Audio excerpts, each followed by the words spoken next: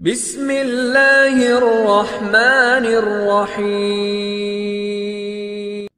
এও Islamic TV.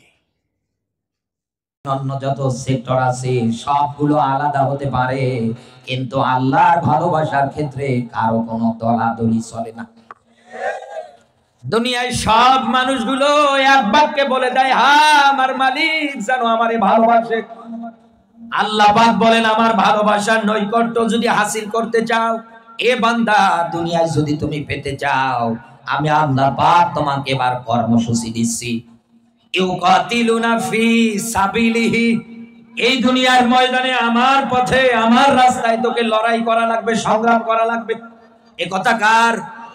আরো জোরে বলেন।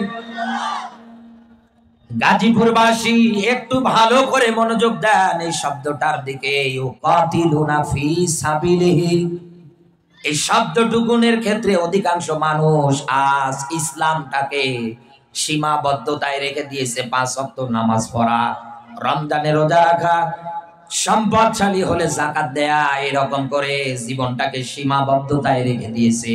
কিন্তু আল্লাহর এই আয়াত অনুযায়ী আল্লাহর জমিনে দিন কায়েমের আন্দোলন করা যে ফরজ, লড়াই করা যে ফরজ, এইটার কথা বলবেন, তখন বলে হুজুর রাজনীতি হয়ে যাচ্ছে।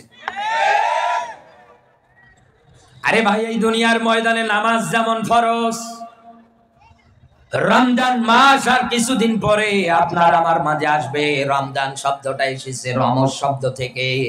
এখানে হাফেজ আলেম যারা বসে আছে জিজ্ঞাসা করে দেখেন, রমজ শব্দটা থেকে আসার পরে অর্থ দাঁড়াচ্ছে জ্বালিয়ে দেওয়া, পুড়িয়ে দেওয়া, ভস্ম করে দেওয়া। বছর ঘুরে ঘুরে আপনার আমার মাঝে এই ফরজ বিধান আল্লাহ দেয় জীবনের অপরাধ গুলোকে জ্বালিয়ে পুড়িয়ে ভস্ম করে দেওয়ার জন্য। এটা যেমন দুনিয়ায় আপনার উপরে মেনে নেওয়া ফরজ, এই দুনিয়ার ময়দানে নিসাব পরিমাণ সম্পদের মালিক হলে যাকাত বিধান আপনার উপরে যেমন ফরজ, আল্লাহর আয়াত অনুযায়ী এই জমিনের ময়দানে লড়াই সংগ্রাম করা ওই রকম ফরজ। এবার আপনার মাথার বেন বুদ্ধিটাকে একটু জিজ্ঞাসা করেন তো, যেই জায়গাগুলোতে, যেই দেশগুলোতে আল্লাহর কোরআনের কোনো নিয়ম নীতি নেই, ওই দেশগুলোতে কি নামাজ আছে? বলেন না কেন? যেই দেশগুলোর মধ্যে ইসলাম ধর্মই নেই, ওই দেশগুলোর মানুষ কি রমজান আসলে রোজা রাখছে? রাখবে। সম্পদশালী যদি তারা হয়, তারা দান সদকা যাকাত সিস্টেম যেটা মুসলমানদের জন্য আল্লাহ ফরজ করে দিয়েছে, তারা কিন্তু তাদের জীবনের মধ্যে নেবে না। তাহলে এখান থেকে কি বুঝতে পারলেন? যেই দেশ, যেই রাষ্ট্রে ইসলাম নেই, কোরআন নেই, ওই রাষ্ট্রে নামাজ নেই, রোজা নেই। এক কথায় আল্লাহর থেকে তারা অনেক দূরে। তারা তাদের মন গড়া নিয়ম নীতি দিয়ে জীবন জিন্দেগি গুলো পার করে দেয়। এই 56,000 বর্গ মাইলের দেশে এমন একটা সময় যদি এসে যায়, কারণ এই দেশের আজ যা পরিস্থিতি, সব চলুক, দুনিয়ার মানুষ মেনে নেবে গান বাজনা, কিন্তু আল্লাহর কোরআনের স্পষ্ট আয়াত মানতে পারে না। আস্তে আস্তে করে তো আপনি ইসলাম থেকে দূরে সরে যাচ্ছেন, আপনি ফারেক হয়ে যাচ্ছেন, দূরত্ব তৈরি হয়ে যাচ্ছে। ওই দেশগুলোতে যেমন ইসলামের নিয়ম নীতি না থাকার কারণে ওরা যেমন নামাজ পড়ে না, এদেশে তো এমন একটা সময় আসবে ইসলাম থেকে দূরে গেলে এদেশের মানুষ নামাজ পড়বে না। আমার কথাগুলো একটু মনোযোগ দিয়ে শোনেন, একটু চিন্তা ভাবনা করেন। আল্লাহ তো খেলা করার জন্য কোরআনে আয়াতে এই শব্দটা উল্লেখ করে দেয়নি যে লড়াই হবে, সংগ্রাম হবে। কার পথে? আল্লাযীনা আমানু ইউকাতিলুনা ফি সাবিলিল্লাহ। সূরা নিসা 4 নাম্বার সূরা, 5 নাম্বার পারা, 7 নাম্বার পৃষ্ঠা, 10 নাম্বার রুকু, এটা পাবেন আপনি 76 নাম্বার আয়াতের প্রথম অংশে আছে। আল্লাহ পাক বলেন, ইন্নাল্লাযীনা আমানু, যারা ঈমানদার, ওরা লড়াই করে, সংগ্রাম করে কার পথে? আর জোরে বলেন। দুইটা আয়াত থেকে আমরা জানলাম। এইবার আসেন আমরা পরের অংশটুকুনে যাই। লড়াই আর সংগ্রাম দুনিয়ায় যদি আপনি করতে চান, কেমন করে করবেন? এমনি এমনি করা তো সম্ভব না। এই মঞ্চে এই জায়গা থেকে শুরু করে এই জায়গা পর্যন্ত আপনাদের বাদ দিয়ে দিলাম। এই ময়দানে যারা আছেন সবাই বাদ। এই জায়গার মধ্যে আমরা যে কয়জন আছি, আমরা যদি বলি আল্লাহর জমিনে আল্লাহর আইন কানুন নিয়ম নীতি বাস্তবায়ন হোক, মনে করেন সামনে যারা বসে আছে, মাইকের আওয়াজ যাদের কান অব্দি পর্যন্ত যায়, ওরা যদি বলে না এটা আমরা চাই না, একটা পর্যায়ে দেখা যাবে কথা কাটাকাটিতে একটা দ্বন্দ্ব ফাসাদ তৈরি হয়ে যাবে। কথা বলেন না কেন? একটা পর্যায়ে হাতাহাতি তৈরি হয়ে যাবে। মাইকের আওয়াজ থেকে শুরু করে এই ময়দান থেকে শুরু করে আপনারা সবাই মিলে যদি আমাদের সঙ্গে মারামারি বাজিয়ে দেন, একটা পর্যায়ে দেখা যাবে আমরা কিন্তু হেরে যাব, আমরা জিততে পারবো না। কথা বলেন না কেন? আমরা কি জিততে পারবো? লড়াই সংগ্রামটাকে এগিয়ে নিতে পারবো না। এই জন্যই তো আল্লাহ পরের শব্দটুকুন সফান কান্নাহুম বুনিয়ানুম মারসুস, এখানে যারা হাফেজ আলেম বসে আছেন শব্দটার মিনিং জিজ্ঞাসা করে দেখেন। সূরাটার নামকরণ করা হয় এই অংশটুকুন থেকে, সূরায়ে সফ। আর সফ মানে দলবদ্ধ, কাতারবদ্ধ, সারিবদ্ধ। আল্লাহ তাআলা দলবদ্ধ, কাতারবদ্ধ, সারিবদ্ধ দিয়ে এটাই বোঝাতে চেয়েছে ও ঢাকার মুসলমানেরা, এই দুনিয়ার ময়দানে লড়াই সংগ্রাম যদি করতে হয়, কোনো ভেদাভেদ, কোনো হিংসা বিদ্বেষ কোনো চলবে না। একটাই পরিচয় জবান দিয়ে বের হবে, অকলা ইন্নানি মিনাল মুসলিমিন। বলেন আল্লাহু আকবার। আমাদের পরিচয় একটাই, আমরা মুসলমান। এই পরিচয় বহন করার পরে হিংসা বিদ্বেষ যা আছে সব ভুলে যাবে। হাতে হাত রেখে ঐক্যবদ্ধতা হয়ে সামনের দিকে এগিয়ে যখন বলবেন জমিনের সৃষ্টি যার, আইন চলবে তার, এই স্লোগান যখন সবাই মিলে দলবদ্ধ হয়ে দেবে, এই দেশের উই পোকারা পালানোর রাস্তা পাবে না। কিন্তু আমাদের দেশের সিস্টেম বড় আলাদা, এই দুনিয়ার ময়দানের নিয়ম নীতি বড় আলাদা।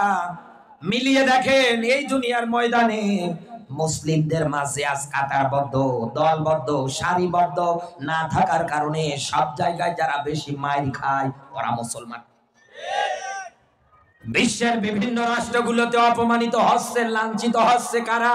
এ দেশের মুসলমানেরা। একটাবারের জন্য চিন্তা ভাবনা করেন, কোরআনের আয়াত নিয়ে গবেষণা করেন। সূরা নাহল 16 নাম্বার সূরা 14 নাম্বার পারার 68 নাম্বার আয়াত, একটু ভালো করে মনোযোগ দেন। আবারও বলছি, সূরা নাহল 16 নাম্বার সূরা 14 নাম্বার পারার 68 নাম্বার আয়াত। এই আয়াতের মধ্যে একটা তথ্য আছে দলবদ্ধের। আল্লাহ রহিম মৌমাছিদের প্রতি, ওয়াহা রব্বুকা ইলান নাহলি, ও দুনিয়ার মৌমাছিরা তোমাদের প্রতি আমার ওহী, তিনটা জায়গায় তোমরা তোমাদের ঘর বানাবা, বাড়ি বানাবা। এক নম্বরে জিবাল, জিবাল মানে পাহাড়। 2 নম্বরে সাজার, সাজার মানে গাছ। 3 নম্বরে মানুষের ঘর বাড়িগুলোকে কোরআনের ভাষায় মুফাসসিরে কেরামরা ব্যাখ্যা করে দিয়েছে, মানুষের এই ঘর বাড়ির নামগুলো হচ্ছে মাচাং। এই মাচাঙ্গের দেয়ালে বা ওয়ালে, ঢাকাবাসী বিবেক দিয়ে অ্যানসারটা দেন তো, আপনার জন্মের পর থেকে শুরু করে যতদিন আপনি হায়াত দুনিয়ায় পাবেন, এর মধ্যে কি এই 3টা জায়গা বাদ দিয়ে অন্য কোন জায়গায় মৌমাছিকে ঘর বানাতে দেখেছেন? ওরা কি ওদের বাড়িটা তৈরি করে অন্য কত জায়গায়? না। অথচ পুরো কোরআনের মধ্যে আল্লাহ মাত্র একবার ওহী করেছে, তারা 100 মেনে নেয়। অথচ নামাজ কায়েমের বিধান কত জায়গায় এই দেশের পাক্কা মুসলমান দাবি করে, তারপরেও নামাজ কায়েম করতে পারে না। ওরা একবার মানার আদেশ পাওয়ার পরে 100 মেলে যায়, আর আমরা কোনো চিন্তা ভাবনা নেই আমাদের। আমার বন্ধুরা, এই আয়াত থেকে আমি আপনাকে এইটাই মেসেজ দিতে চাচ্ছি, দলবদ্ধ একতাবদ্ধ থাকলে কি হয়। এইবার দেখেন, মনে করেন এই জায়গা থেকে দূরে যদি কোথাও একটা গাছ থাকে, এই গাছের ডালের মধ্যে যদি একটা মৌমাছির চাক বাসা সুন্দর করে তৈরি করে রাখে, ছোট্ট একটা বাচ্চা রাস্তা দিয়ে হেঁটে যাচ্ছে, যাওয়ার পরে তাকিয়ে দেখে একটা মৌমাছির চাক হাতের মধ্যে একটা ঢিল উঠিয়ে নিয়েছে। 8-9 বছর হবে মনে করেন এই বাচ্চাটার। এই বাচ্চাটা যখন এই চাকের দিকে ঢিল ছুঁড়ে মেরে দিয়েছে, মৌমাছির চাকে যতগুলো মৌমাছি ছিল ওরা মনে হয় এই ঢিল খাওয়ার পরে মিটিং করবে, ওই জায়গায় মনে হয় সভা সম্মেলন করবে। একজনকে মনে হয় ওই জায়গা থেকে লিডার করে পাঠাবে, এই যাও ওকে বোঝাও কি ও তো ছোট বাচ্চা, ও বোঝে না, যার কারণে ঢিল ছুড়ে দিয়েছে। মৌমাছিরা কি এরকম করবে? দেখেছেন ইতিপূর্বে? ছোট্ট এই বাচ্চাটা ঢিল মারতে দেরি, মৌমাছির চাকের মধ্যে যতগুলো মৌমাছি আছে সবগুলো উড়ে এসে ওরা আক্রমণ করতে দেরি করবে না। একটা পর্যায়ে দেখা যাবে এই বাচ্চাটার শরীরে এই বিষক্রিয়া সহ্য করতে না পেরে বাচ্চাটা মারা পর্যন্ত যাবে। এখান থেকেও কি আপনি শিক্ষা নিতে পারেন না? আজ ফিলিস্তিন থেকে শুরু করে মুসলিম যতগুলো রাষ্ট্র আছে সব জায়গার মধ্যে মার খায় মুসলমান। পরিচয় ভাই ভাই হওয়ার পরেও এই দেশে আমরা আলু পোড়া খেয়ে বেড়াচ্ছি। আমাদের ভিতরে কোনো প্রোটেস্ট, কোনো প্রতিবাদ, কোনো কিছু করার ধান্দা নেই, কোনো চিন্তা ভাবনা নেই। আপনি যদি এই মৌমাছি থেকে শিক্ষা নিয়ে দলবদ্ধ ভাবে টিকে থাকতে পারতেন, পরিচয় যদি একটা দিতেন, আমার পরিচয় একটাই, আমার মুসলমান। আমি যেমন মুসলমান, অন্য আরেকজন মুসলমান আমার ভাই। কারণ নবীজি বলেন পুরো মুসলিম জাতি হচ্ছে একটা দেহের মতো। হাতের এক অংশ যদি কেটে যায় যেমন ব্যথা অনুভব হয়, মাথা থেকে শুরু করে পায়ের আঙ্গুল পর্যন্ত। ঢাকাবাসী ঠিক এক জায়গায় মুসলমান মায়ের খেলে আমার ওই রকম কষ্ট হওয়া উচিত। কিন্তু আমাদের কি হয়? উল্টো আর বাংলাদেশে দেখা যায় দলবদ্ধ, কাতারবদ্ধ, সারিবদ্ধ না থাকে। উল্টো আর দেখা যায় এই দুনিয়ার ময়দানে মুসলমান হওয়ার পরে কেমন করে আরেকজন মুসলমান ভাইকে বিপদে ফেলা যায়, কেমন করে কষ্ট দেওয়া যায়, এই চিন্তা নিয়ে অনেকে থাকে। সকালবেলা ঘুম থেকে অনেকে চোখ পর্যন্ত খুলছে যে কার ক্ষতি করা যায়। কথা বলে কার ক্ষতি করব সকালে, সারাটা দিন কার ক্ষতি করা যায়, কাকে বিপদে ফেলা যায়, কাউকে কষ্ট দেওয়া যায়। ও ঢাকাবাসী, এবার আমি আপনাকে কোরআনের একটা আয়াত বলছি, যারা এই রকম করে করে জীবন জিন্দেগিটা পার করে দিচ্ছেন, আপনাকে আমি সতর্ক হওয়ার জন্য বলছি। এখনো সময় আছে, দলবদ্ধ হয়ে যান, কাতারবদ্ধ হয়ে যান। নতুবা আপনি দুনিয়ার ময়দানে বিপদে যদি ফালিয়ে দেন, মানুষকে যদি কষ্ট দিয়ে দেন, তাহলে আল্লাহর ব্যাখ্যা আপনার জন্য এইভাবে। সূরা বুরুজ 85 নাম্বার সূরা 30 নাম্বার পারা প্রথম নাম্বার রুকুর 10 নাম্বার আয়াতটার দিকে একটু লক্ষ্য করেন। ইন্নাল্লাযীনা ফাতানুল মুমিনিনা ওয়াল মুমিনাত, বলেন আল্লাহু আকবার। এখানে যারা জ্ঞানী মানুষ বসে আছে জিজ্ঞাসা করে দেখেন, ইন্না মানে নিশ্চয়ই আল্লাহ দিয়ে, অতঃপর যারা, ফাতানু এই শব্দটুকু আমার এখন দরকার, কারণ আমি আপনাকে কষ্ট দেওয়াটা বোঝাচ্ছি, বিপদে ফেলানোটা বোঝাচ্ছি। কাদেরকে বিপদে ফেলাবে, কাদেরকে কষ্ট দেবে, ওই তথ্যটাই এই জায়গায় আল্লাহ ফাতানু শব্দ দিয়ে বুঝিয়েছে। ফাতানু মানে বিপদে ফেলা, কষ্ট দেওয়া। কাদেরকে কষ্ট দেয়, কাদেরকে বিপদে ফেলাবে? মুমিন, এই মুমিন এই শব্দটা পুরুষবাচক, মুমিনাত এই শব্দটা স্ত্রীবাচক। আল্লাহ তাআলা বলেন এই দুনিয়ার ময়দানে মুমিন নর এবং নারীদেরকে যারা বিপদে ফেলায়, যারা কষ্ট দেয়, সুম্মা লাম ইয়াতুবু ফালাহুম আযাবু জাহান্নাম, অতঃপর তাদের ঠিকানা, তাদের জায়গা জাহান্নাম। কথাকার আরো জোরে বলেন, কথাকার। এখনো যারা সাবধান হননি, আয়াতের ব্যাখ্যা শোনার পরে মন মানসিকতা এখনো যারা চেঞ্জ করতে পারেননি, আপনাকে আমি বলছি দেখেন আল্লাহর ব্যাখ্যা। কারণ আপনি চলার পথে অনেক মানুষকে কষ্ট দিয়েছে, অনেকের নামে মিথ্যা মামলা দিয়েছে। বন্ধু, আপনি যেটা করেছেন, যা করছেন, আল্লাহর এই আয়াত যদি এই হয়, ব্যাখ্যা যদি এই হয়, তাহলে আপনি মারা যাওয়ার আগে আল্লাহর ব্যাখ্যা আপনি জাহান্নামের অধিবাসী। একথা বলেন না কেন? আপনি মরবেন কি দুনিয়ায় থাকাকালীন অবস্থায় জাহান্নামের গ্যারান্টি আপনি পেয়ে গিয়েছেন। আর আপনি সিয়ারা সুর দেখলে মনে জান্নাত থেকে পালিয়ে এসেছেন। একথা বলেন না কেন? অথচ কষ্ট দেওয়ার জব, বিপদে ফেলার জব ধান্দায় থাকে, উদ্বেগে থাকে। এই আয়াতের ব্যাখ্যা শোনার পরে কারো যদি বিশ্বাস না হয়, আমি আপনাকে আরো বোঝার জন্য আরো ভালো করে দলিল দিচ্ছি, লিখে নেন। সূরা তাহার 73 আর 74 দুইটা আয়াত মেলান। এবার আল্লাহ পাক বলেন এই দুনিয়ার ময়দানে যারা পাপিষ্ঠ, মুজরিম, এই দুনিয়ায় যারা অন্যায় করতে করতে মৃত্যুর দ্বার প্রান্তে পৌঁছে যায়, আল্লাহ পাক বলেন ফাইন্না লাহু জাহান্নাম, ওদের জন্য জাহান্নাম বানিয়েছে কে?